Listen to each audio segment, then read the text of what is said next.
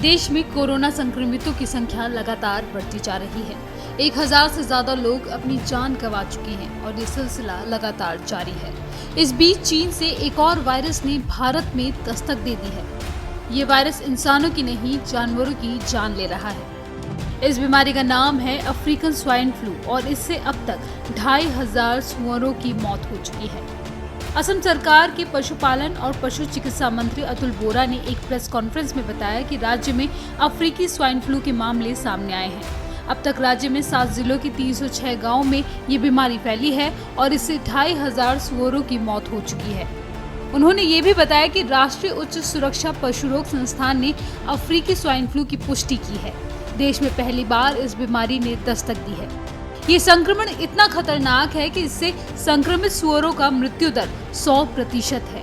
उन सुअरों को बचाने की रणनीति तैयार हो रही है जो अभी संक्रमण से बचे हुए हैं। बोरा ने बताया कि केंद्र सरकार से मंजूरी मिलने के बाद भी असम सरकार सुअरों को मारने के बजाय इस घातक संक्रामक बीमारी को फैलने से रोकने के लिए अन्य रास्ता अपनाएगी। उन्होंने बताया कि इस बीमारी का कोविड-19 यानी कोरोना वायरस से कोई लेना देना नहीं है।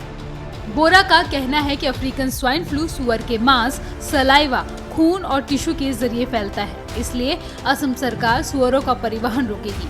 हमने 10 किलोमीटर की परिधि को सर्विलांस जोन में तब्दील कर रखा है ताकि वहां से सुअर कहीं और न जाए। बोरा ने बताया कि इस बीमारी की शुरुआत अप्रैल 2019 में चीन के जियांग प्रांत के एक गाँव में हुई थी, जो अरुणाचल प्रदेश का सीमावर्ती है। असम से ये बीमारी इसी साल फरवरी के अंत में सामने आई और ऐसा लगता है कि ये बीमारी चीन से अरुणाचल होते हुए असम तक पहुंची है। असम सरकार के प्लान के बारे में बात करते हुए बोरा ने बताया कि पशु चिकित्सा विभाग प्रभावित इलाके के 1 किलोमीटर के दायरे में नमूने इकट्ठा करके उनकी जांच करेगा। इस दौरान केवल उन्हीं सुअरों को मारा जाएगा जो संक्रमित होंगे। पड़ोसी राज्य से भी आग्रह किया गया है कि वो अपने सुअरों का आवागमन पर रोक लगाएं। एक तथ्य ये भी है कि पिछले दिनों असम में धेमाजी, उत्तरी लखीमपुर, विश्वनाथ, डिब्रूगढ़, शिवसागर और जोरहाट और अरुणाचल प्रदेश के कुछ जिलों में सुअरों की असामान्य मौत हुई है। इसके बाद उसी समय मेघालय में अन्य राज्यों से सुअरों के परिवहन पर रोक लगा दी गई। असम में इसका पहला केस सामने आ चुका है। विशेषज्ञों की माने तो यह आसानी से इंसानों तक पहुँच सकता है।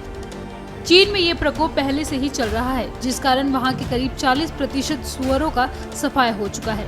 शुरुआत में खुले घूम रहे सुअर ही इसकी चपेट में आए, लेकिन बाद में यह फार्म तक पहुंच गए। आपको बता दें कि देश में अब भी स्वाइन फ्लू लोगों को प्रभावित कर रहा है और देश में इस फ्लू की वजह से कई लोगों की जान भी जा चुकी है। स्वाइन फ्लू से संबंधित वैक्सीन भी उपलब्ध है, बावजूद इसके मौतों का सिलसिला लगातार जारी है। अब तक स्वाइन फ्लू से 30 से ज्यादा लोगों की मौत हो चुकी है। ऐसे में अफ्रीकन स्वाइन फ्लू भी एक कहर बनकर सामने आ सकता है। अमर उजाला.com